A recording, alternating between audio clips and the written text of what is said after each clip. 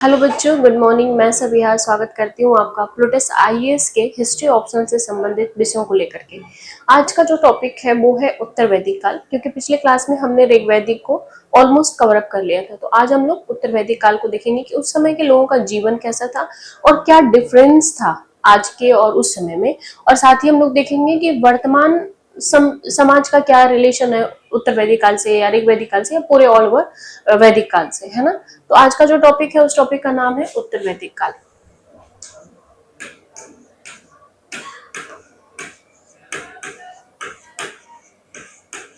उत्तर वैदिक काल और इसका जो टाइम पीरियड है वो ये माना जाता है कि 1000 से लेकर के 600 ईसा पूर्व के बीच में है।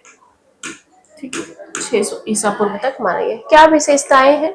सबसे पहले हम लोग जानेंगे कि स्रोत क्या है ऋग्वैदिक को या उत्तर ऋग्वैदिक का। हमने देखा कि ऋग्वेद खुद स्रोत है ऋग्वैदिक काल को जानने के लिए। तो उत्तर वैदिक को जानने के लिए जैसे सामवेद है ना, ये क्या है, ये स्रोत है इसके, है ना। मैं लिख देती हूँ यहाँ पे सामवेद, अथर्ववेद, ठीक है, और यजुर्वेद। ये तीन इसके क्या है, स्रोत है इसको जानने के कि उस समय का उत्तरकालीन इतिहास कैसा था या चीजें कैसी थी। दूसरा ये कि उत्तर वैदिक काल आते आते लोहे की जानकारी हो गई थी लोगों को, लोहे का खोज हो चुका था। कहाँ पे हुआ था? उत्तर प्रदेश के अतरंजी खेड़ा नामक स्थान पे सबसे पहले लोहे को खोजा गया था। तो जब लोहे की खोज हो गई, लोहा आ गया सामने, तो इनका जीवन अस्थायी हुआ, स्थायी हुआ, पूरी तरह से स्थिरता आई जीवन में। और जंगलों को साफ करके कृषि उत्पादन चरम उत्कर्ष में पहुंच गया अपने, क्योंकि जंगलों को काटना आसान हुआ, इजी हुआ इनके लिए। और जब जंगलों को काटना आसान हुआ तो खेती आसान हुई, अधिशेष ज्यादा हुआ। तो इन्होंने क्या किया, शुरू किया। तो लोहे की खोज ने इनके जीवन में क्रांति ला दिया।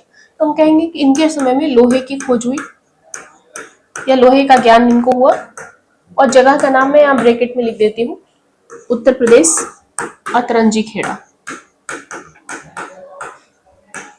हालांकि नए शोध अभी भी आ रहे हैं इसको लेकर के कि यहाँ से पहले भी लोगों को ज्ञान था लोहे का, लेकिन अभी तक पूरी तरह से प्रमाणिकता नहीं है। ठीक है, अगला जो इनको ज्ञान हुआ या जो चीजें थी, ये कहेंगे कि क्षेत्र क्या था। हमने ऋग्वैदिक का क्षेत्र देखा कि सप्त सिंधु क्षेत्र था, और इनका जो क्षेत्र था वो गंगा यमुना द्वाब था।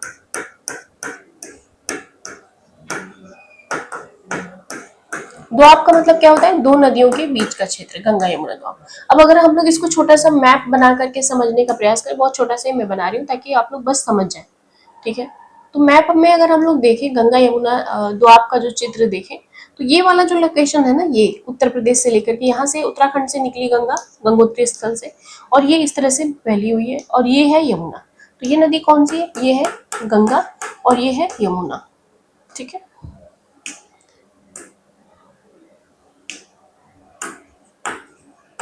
तो गंगा यमुना का जो लोकेशन है, इन दोनों के बीच वाला जो हिस्सा है ना, यही लोकेशन था किसका?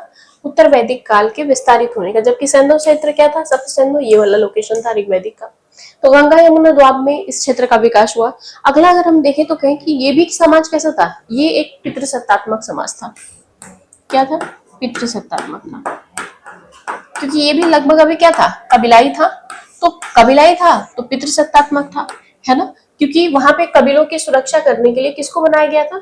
कबीले की सुरक्षा के लिए पुरुषों का होना उस इसमें ज्यादा जरूरी था, है ना। तो पितृसत्तात्मक था। दूसरा ये कहेंगे कि ये परिवार कैसा था? ये भी संयुक्त था, क्योंकि कबीलाई जीवन था तो संयुक्त होना ही था। तो ये संयुक्त परिवार था। उसके बाद अगला अगर हम लोग देखें तो इसमें अगला जो देखेंगे हम लोग कि 4 वर्णों का उल्लेख अच्छे से मिला, है ना। 4 वर्णों का उल्लेख कैसे मिला? तो अब ये वर्णों का उल्लेख है, और ये वर्ण अब कैसे विभाजित होते थे?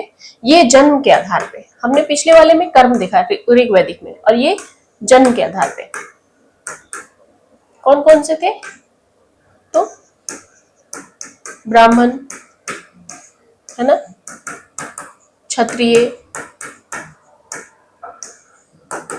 वैश्य, और चौथा था शूद्र, है ना। ब्राह्मण, क्षत्रिय, वैश्य और शूद्र थे कर्म के आधार पे। इसके अलावा इसमें एक और नई चीज मिलती है, और वो मिलती है आश्रम व्यवस्था, है ना। आश्रम व्यवस्था को भी 4 भागों में बांटा गया था।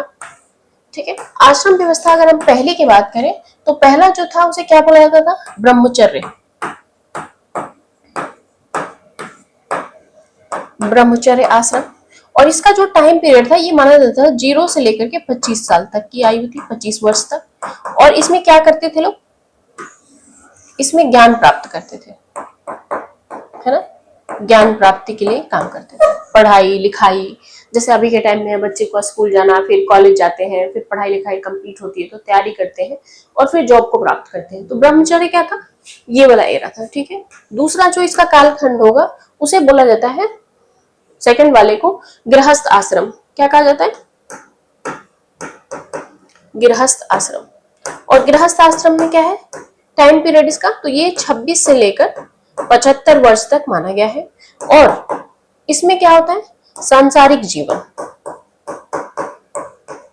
ठीक है। सांसारिक जीवन का लोग मोह उठाते हैं, तो शादी विवाह होना, बाल बच्चे पैदा करना, उनको बड़े करना, ये सब चीजें क्या थी, ये था गृहस्थ। और तीसरा जो है, तीसरे वाले का नाम है वानप्रस्थ,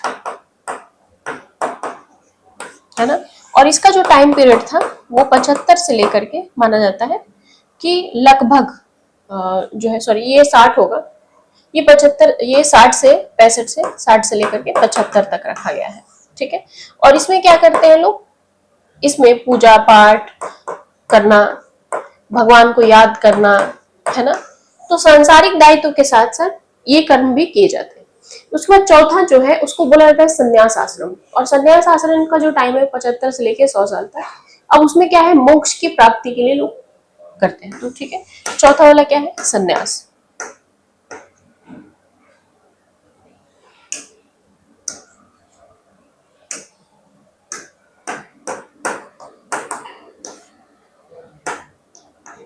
ठीक है, टाइम पीरियड 75 से 100 तक, मतलब आयु, और मोक्ष की प्राप्ति के लिए, है ना, मोक्ष के लिए लोग काम करते हैं। तो ये एक और नई व्यवस्था देखने को मिला, है ना।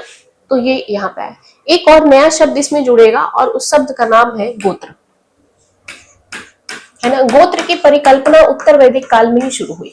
अब क्या था गोत्र, कैसे शुरू हुआ, जैसे जो ऋषि मुनि थे, मैंने बताया ना कि वैदिक काल में ऋषि मुनि ही एक पुरोहित वर्ग के रूप में राजा होता था, लेकिन सारे शासन किसके अधिकार में थे। जैसे आप महाभारत को जब देखोगे ना, तो महाभारत में सारे फैसले लेने का अधिकार शुरू में भीष्म पितामह वाला जो टाइम था, तो उनको अधिकार जो उनके रहते हैं पुरोहित लोग वो लेते हैं, और सारी उनसे पूछ के ही फैसले किए जाते थे। लेकिन बाद वाला जो टाइम पीरियड आएगा, जैसे कि अर्जुन और दुर्योधन और इन सब का जो टाइम पीरियड आएगा, उसमें आप देखोगे कि उसमें जो है क्षत्रिय को शस्त्र उठाने का अधिकार हो जाएगा। और यही रीजन था कि कर्ण को शस्त्र नहीं उठाने दिया गया था, क्योंकि कर्ण सुत पुत्र थे, उनका पालन पोषण सुत पुत्र के घर हुआ था, लेकिन उनका जन्म क्या था, वो भी एक क्षत्रिय थे, लेकिन ये सिद्ध नहीं हो पाया था ना, बाद में जाके सिद्ध होगा, क्योंकि कुंती लोक लज्जा के डर से हमेशा चुप रही और इसलिए लोगों को पता नहीं चलता है। तो ये चीजें हुई, तो क्षत्रिय को शस्त्र उठाने का अधिकार दे दिया। तो गोत्र की परिकल्पना कहां से आई, कि जो ऋषि मुनि होते थे ना, लोग अपनी गायों को उनके कबीले में बांधते थे, और जिस ऋषि मुनि के, मान लो जैसे हमने भी बांध दिया, 10 लोग है टोटल, मान लो सपोज, हमने बांध दिया, आपने बांध दिया, उनने बांध दिया, सबने बांध दिया, और सबने बांध दिया, तो जो हमारे पूर्वज होंगे, उसके बाद हम होंगे, फिर हमारे बच्चे होंगे, इस तरह से जो अवधारणा है ना, तो ये हुआ कि हम दोनों लोग एक ही ऋषि मुनि के इसमें गाय बांधते हैं, तो हम लोग एक ही गोत्र के हुए, और इसलिए हमारे आपसी गोत्र में शादी नहीं होगा। अब दूसरे गोत्र में हम दूसरे ऋषि मुनि के गाय वाले कबीले को खोजेंगे और वहां शादी करेंगे। ये परिकल्पना यहाँ से निकल गई उत्तर वैदिक काल से। तो ये गोत्र की परिकल्पना या गोत्र शब्द जो है वो पहली बार उत्तर वैदिक काल में देखने को मिला, ठीक है। उसके बाद अगला जो आया, इसने जाति प्रथा को जन्म दिया, है ना। यानी ये जो ब्राह्मण क्षत्रिय वैश्य शूद्र थे, इसमें डिवीजन हुआ, वर्ग विभाजन हुआ, और ये चीजें निकल के आई। तो जाति प्रथा। तीसरा, महिलाओं की स्थिति की अगर हम बात करें, तो उत्तर वैदिक काल के एंड आते आते महिलाओं की स्थिति बहुत अच्छी नहीं रही, बहुत खराब भी नहीं रही, लेकिन बहुत अच्छी नहीं रही। इसका जो उल्लेख मिलता है महिलाओं की स्थिति को लेकर के, जैसे कि ऐत्रेय ब्राह्मण में, मैत्री संहिता में भी बताया गया है कि महिलाओं की तुलना जुआ और शराब के साथ करती है। 3 शब्द यहाँ पे यूज करता है, शुरा, शुरा मतलब शराब, सुंदरी मतलब वेश्याएं, और यहाँ पे लिखता है पासा, पासा का मतलब जुआ। पाशा एक महत्वपूर्ण खेल बन गया। महाभारत के समय में आपने देखा होगा कि पासा ही सब कुछ करा देता है, मामा शकुनी का पासा, हालांकि वो पासा जादुई था, मामा शकुनी के पिता की हड्डियों से, उनके अस्थियों से बना हुआ था वो, और इसलिए वो जादुई था, वो जितना बोल के फेंकते थे और उतना ही आता था। लेकिन पासे का खेल शुरू हो चुका था, और पाशा एक तरह का जुआ है ना। तो ये तीन बुराइयां महिलाओं में काउंट किया गया, और यही रीजन है कि उत्तर वैदिक में पुत्र और पुत्री दोनों की कामना होती थी, लेकिन सॉरी ऋग वैदिक में, और उत्तर वैदिक में ये कामना होने लगा कि पुत्र सुरक्षा के लिए होता है और पुत्री वंश का विनाश करती है, इसलिए लोग पुत्रियों के जन्म पे शोक मनाना शुरू कर दिए। उत्तर वैदिक काल में इस तरह की अवधारणा शुरू हुई, और यहाँ से महिलाओं की स्थिति खराब होना शुरू हो गई थी। ठीक है, उसके बाद हम लोग कहें कि शिक्षा का जो अधिकार था वो सीमित कर दिया गया। शिक्षा का अधिकार क्या किया? सीमित किया। और शिक्षा के अधिकार के सीमित होने के बाद से अगर हम बात करें तो खान पान में जौ, गेहूं, है ना, चावल, यानी अनाजों की विविधता हुई इस तरह का। तीसरा अगर हम कहें तो आभूषण जो था अभी भी निष्क था, जो कि गले का हार था, शतमान था जो कि कमर की करधनी थी, या 100 गायों का समूह हुआ करता था। वस्त्र वैसे ही था, वास, अधिवास, नीवी, पग, ये सब अभी भी पहने जा रहे थे जैसे ऋग्वेद में पहना जा रहा था, ये सारे प्रचलन अभी भी थे। खेलों के समूह में थोड़ा सा मनोरंजन वाले में चेंज हुआ, जैसे पिछले वाले मैंने लिखा है घुड़दौड़, रथ दौड़, जानवरों को आपस में लड़ाना, इसमें एक और चीज ऐड हुआ, और वो जो चीज था उसका नाम था पाशा, है ना। पाशा यानी जुआ। जुआ एक बुराई होती है, समाज के लिए अच्छा नहीं माना जाता है, तो जुए की शुरुआत किया इसमें, पासा, यहाँ से पासे का खेल शुरू हुआ। ठीक है, तो ये एक ऐड हुआ।